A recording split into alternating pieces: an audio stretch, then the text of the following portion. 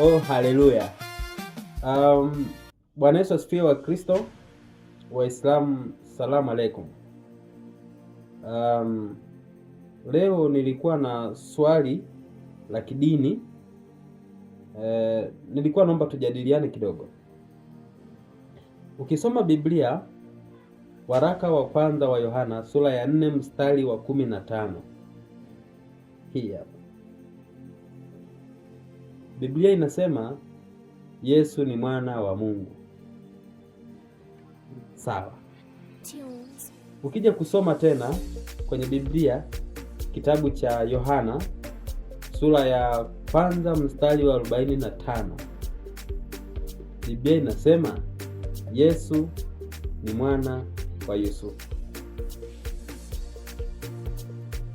Sawa. Ukija kusoma tena kitabu cha Mathayo sura ya kwanza mstari wa kwanza. Hii hapa. Biblia inasema Yesu ni mwana wa Daudi, lakini pia Yesu ni mwana wa Ibrahimu. Sawa. Lakini pia ukija kusoma kitabu cha Luka mtakatifu sura ya 19 mstari wa 10. Biblia inatuambia Yesu ni mwana wa Adamu. Pia sawa, pamoja na mistari mingine kwenye Biblia. Swali langu ni moja tu, kutokana na maandiko, Yesu ni mwana wa nani? Yaani kwa lile jibu moja, Yesu ni mwana wa nani?